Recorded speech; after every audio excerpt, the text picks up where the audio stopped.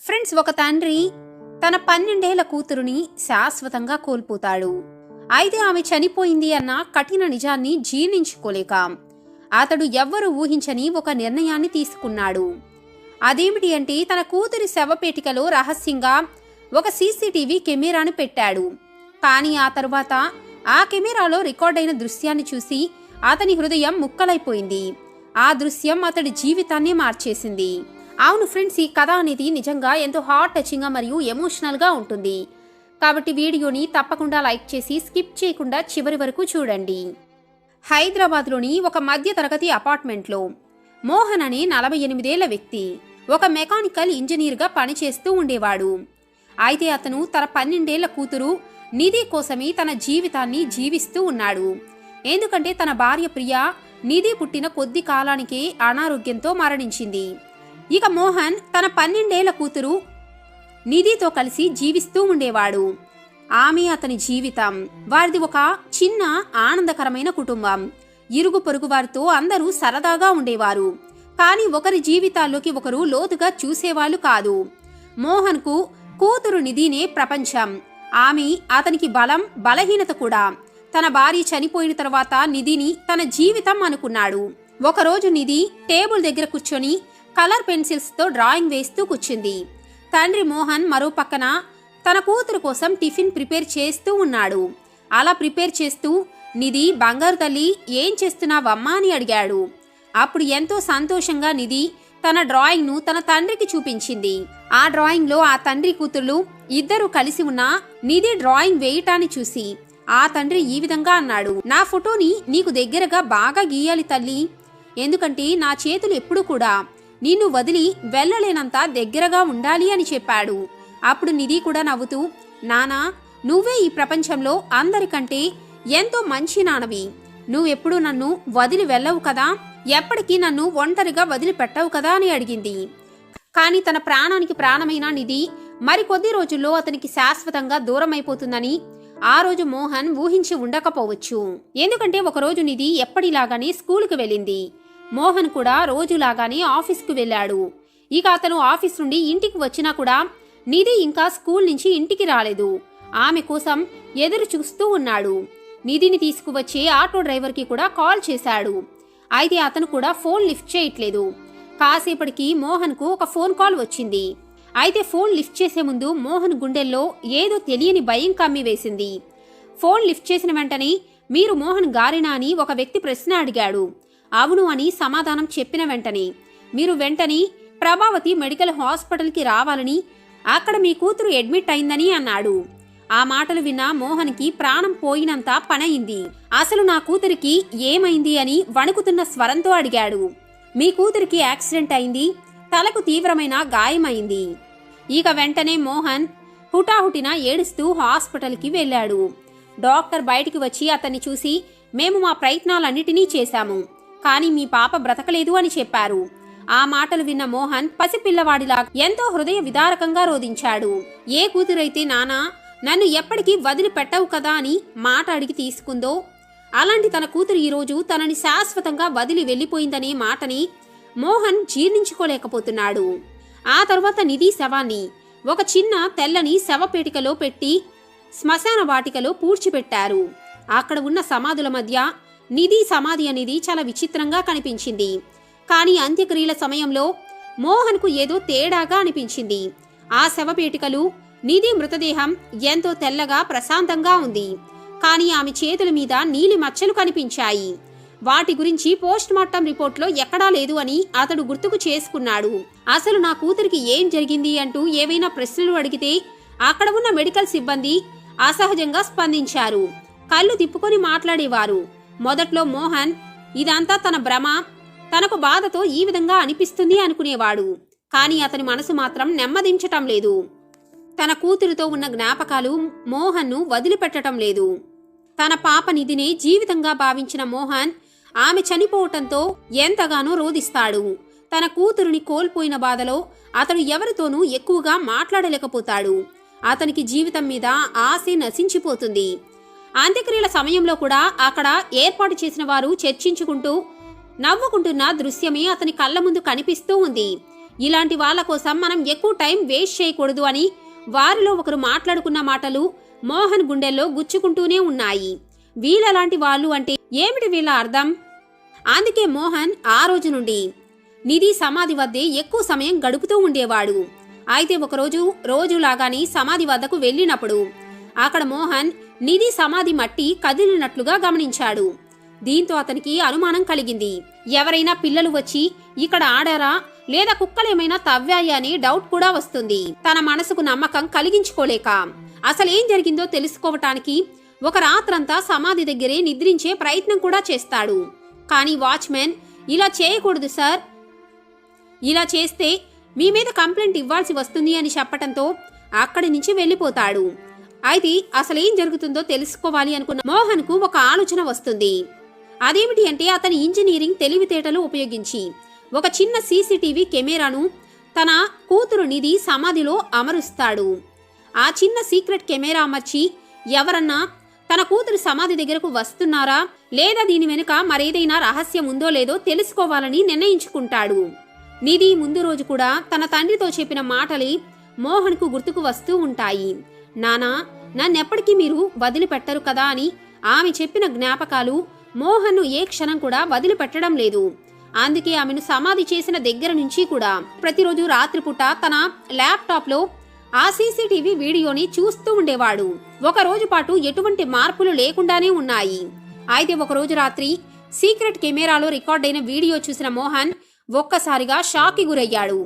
ఆ రోజు రాత్రి దాదాపు 2:30 సమయంలో ఇద్దరు మాస్క్ వేసుకున్న వ్యక్తులు వచ్చారు.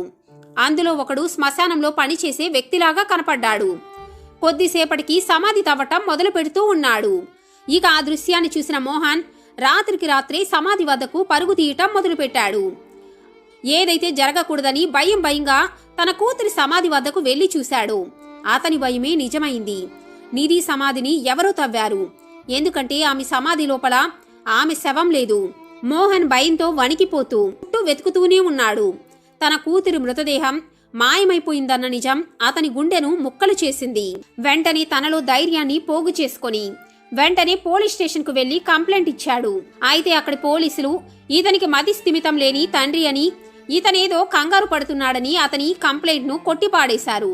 అయితే అప్పుడే ఒక ఎస్ఐ వచ్చి, పెద్దాయనా, మీరు ఇంటికి వెళ్లి నిద్రపోండి, లేదా ఏదైనా జంతువు అలా చేసిందేమో, మీరు ఎక్కువగా మమ్మల్ని కంగారు పెట్టకండి, రేపు ఉదయాన్నే వచ్చి చూస్తాము అని అతని కంప్లైంట్ ను పక్కన పెట్టేస్తాడు. కానీ మోహన్ దీనిని వదిలిపెట్టలేదు. తన సొంతగా దర్యాప్తు మొదలుపెట్టాడు. శ్మశాన కార్మికులను ప్రశ్నించటం మొదలుపెట్టాడు. కొంతమంది అతనితో మాట్లాడటానికి సిద్ధంగా లేరు. అయితే వాచ్మెన్ సత్యంతో మాట్లాడినప్పుడు మోహన్ కు అతను ఖచ్చితంగా ఏదో విషయాన్ని దాచిపెడుతున్నట్లుగా అనిపించింది. అతన్ని ఎంతసేపు మోహన్ ప్రశ్నించినా కూడా నాకేమీ తెలియదు సార్ అని చెబుతూనే ఉన్నాడు. మోహన్ అతని ఒంటరిగా కలిసి, దయచేసి నిధి శరీరం ఎక్కడ ఉందో చెప్పు, నీకెంత డబ్బు కావాలన్నా ఇస్తానని చెబుతాడు. అయితే సత్యం మొదట్లో భయంతో ఏ విషయాన్ని కూడా చెప్పడు. కానీ కొన్ని రోజులకు మోహన్ ముందుకు వచ్చి ఒక నిజాన్ని చెబుతాడు. సార్, ఇది మొదటిసారి కాదు, ఇక్కడ ఈ విధంగా చాలా శవాలు మాయమవుతున్నాయి. మునుపటి నెలలో కూడా ఇంకో చిన్నారి, అలాగే ఒక వయసులో ఉన్న యువతి, ఒక వృద్ధురాలు, ఈ విధంగా మొత్తం 5 శవాలు అదృశ్యమయ్యాయి. అయినా కూడా ఎవ్వరూ పట్టించుకోలేదు. మోహన్ కూడా పట్టించుకోకపోయి ఉంటే ఈ విషయం ఇప్పటికీ బయటికి వచ్చేదే కాదు. అయితే ఈ ట్రాఫికింగ్లో శ్మశానంలోని ఉద్యోగులతో పాటు కొంతమంది డాక్టర్లు, హాస్పిటల్ మేనేజ్మెంట్ కూడా కలిపి ఉన్నారని తెలుసుకున్నాడు. వీరంతా ఇదొక సీక్రెట్ దందాలాగా పనిచేస్తున్నారు. బయట ప్రపంచానికి తెలియకుండా చనిపోయిన వారి అవయవాలను ఎగుమతి కూడా చేస్తూ ఉంటారట. నిధి శరీరం కూడా ఇదే తరహాలో ఎక్కడికో అమ్మేసి ఉంటారని, ఇదంతా ఒక పెద్ద మాఫియా స్కామ్ సార్ అని చెబుతాడు. హాస్పిటల్స్, మెడికల్ ల్యాబ్స్ కి మృతదేహాలను తవ్వి అమ్ముకుంటూ ఉంటారు. ఆ శరీరాలను మలేషియా, చైనా, యుఏఈకి ఎగుమతి చేస్తూ ఉంటారు. కొన్ని ల్యాబ్స్ లో అనధికారిక మెడికల్ టెస్టుల కోసం వాడుతూ ఉంటారు. ఆ శరీరాలు ఎక్కడికి పోయాయో ఎవరూ కూడా చెప్పలేని పరిస్థితి. ఇక సీసీటీవీ ఫుటేజ్ ఆధారాలు, సత్యం ఇచ్చిన సమాచారం, మరికొన్ని క్లూస్ సహా కొన్ని ల్యాబ్ వివరాలు, అనుమానాస్పద వ్యక్తుల పేర్లు కూడా ఉన్నాయి. ఇవన్నీ తాను నేరుగా కమిషనర్ ఆఫ్ పోలీస్ వద్దకు తీసుకువెళ్లి చూపిస్తాడు. ఈ సాక్ష్యాలతో పోలీసులు ఒక ప్రత్యేక టాస్క్ ఫోర్స్ ఏర్పాటు చేసి ఆ ముఠాపై దాడి చేస్తారు. వారిలో కొంతమందిని అరెస్టు కూడా చేస్తారు. పోలీసులు కొన్ని హాస్పిటల్స్ పై రైడ్ చేసి అక్కడున్న ఇల్లీగల్ మోసాలను బయటపెడతారు. అయితే నిధి శరీరం మాత్రం ఇంకా కనిపించలేదు. మోహన్ తన కూతురిని చివరిసారి చూసే అవకాశాన్ని కూడా కోల్పోయాడు. తన చేతులతోని సమాధి కట్టినా కూడా ఇప్పుడు ఆ సమాధిలో ఆమె శరీరం మాత్రం లేదు. మోహన్ తన కూతురి సమాధి వద్దే నిలబడి చివరికి ఆమెకు మౌనాన్ని పాటిస్తాడు. అయితే చివరిగా ఆమెకు ఒక మాట ఇస్తాడు. నిధి, నీకు న్యాయం జరిగే వరకు నేను పోరాడుతాను తల్లి. నీలాంటి వారి కోసం తప్పకుండా పోరాటం చేస్తానమ్మా. నిన్ను కాపాడుకోలేనందుకు క్షమించు తల్లి అని ఆమెకు క్షమాపణ చెప్పి మాటిస్తాడు. ఇక ఈ కేసు గురించి మీడియాలో కూడా రావటంతో ప్రజలందరూ కూడా నిధికి న్యాయం జరగాలని నిరసనలు చేయటం మొదలుపెట్టారు. ఇక ఈ కేసు విచారణ కోర్టు వరకు వెళ్ళింది. కోర్టు ముందు నిరసనకారులు పెద్ద పెద్ద ఫ్లై కార్డులు పట్టుకొని నినాదాలు చేశారు. నిధికి న్యాయం కావాలి, ఇటువంటి దారుణాలు చేసేవారిని క్షమించకూడదు అంటూ నినాదాలు చేస్తూ ఉన్నారు. మీడియాతో పాటు జర్నలిస్టులు కూడా ఎవరిని వదలటం లేదు. ఇక మోహన్తో పాటు అతని జర్నలిస్ట్ స్నేహితులు అందరూ కూడా కోర్టు హాల్లోకి వెళ్ళినప్పుడు హాల్లో నిశ్శబ్ద వాతావరణం నెలకొంది. అంత్యక్రియల సంస్థ తరపు న్యాయవాదులు ఖరీదైన కోటులు ధరించి గంభీరంగా అక్కడ కూర్చున్నారు. కోర్టు గదిలో అందరూ నిశ్శబ్దంగా ఉన్నారు. ఇక శవాలను దహనం చేసే సంస్థ తరపున వచ్చిన న్యాయవాదులు ఎంతో గంభీరంగా కూర్చున్నారు. ఎదురుగా మోహన్ న్యాయవాది కూడా కూర్చున్నాడు. ఆ తర్వాత విచారణలో భాగంగా శవాలను దహనం చేసే సంస్థ తరపున న్యాయవాదులు మోహన్ను ఒక మతి భ్రమించిన తండ్రిగా చిత్రీకరించే ప్రయత్నం చేశారు. అతడి బాధ అతడి యొక్క మానసిక సంతులతను దెబ్బతీసింది. అందుకే అతడికి అన్ని అనుమానాలు వస్తూ ఉన్నాయని వాదించారు. అయితే మోహన్ రహస్యంగా రికార్డు చేసిన వీడియోలతో పాటు అతను సేకరించిన సాక్ష్యాలు, అలాగే వారికి వ్యతిరేకంగా వచ్చిన సత్యం యొక్క వాంగ్మూలంతో న్యాయస్థానంలో అసలు నిజమనేది తేట తెల్లమైంది. అప్పుడు మోహన్ తరపున న్యాయవాది ఏమని చెప్పారు అంటే, ఈ సంస్థపై ఇప్పటికే ఎన్నో ఫిర్యాదులు ఉండటం, వీటన్నిటి గురించి ఏం చెబుతారు? నిధి లాగానే ఇప్పటికే ఆ శ్మశానంలో ఎన్నో శవాలు మాయమవుతూ ఉన్నాయి. ఇప్పటికే వీరి మీద ఎన్నో ఫిర్యాదులు ఉన్నా కూడా ఎవరు కూడా వీరిని పట్టించుకోవటం లేదు. వాటికి సంబంధించిన రికార్డులన్నిటినీ కూడా ఆ న్యాయవాది కోర్టులో సబ్మిట్ చేసిన వెంటనే ఇక ఆ తర్వాత సత్యం కూడా ధైర్యం చేసుకుని బోనులోకి వచ్చి, అవును సార్, ఈ శ్మశానంలో శవాల పట్ల చాలా దారుణంగా ప్రవర్తిస్తారు. అలాగే శవాలను అక్రమంగా ట్రాఫికింగ్ కూడా చేస్తూ ఉంటారు. ఆ శవాలను విదేశాలకు, అలాగే కొన్ని రకాల మెడికల్ కాలేజీలకు, అలాగే కొన్ని రకాల ల్యాబ్స్లో టెస్ట్ల కోసం కూడా అమ్మేసుకుంటూ ఉంటారు.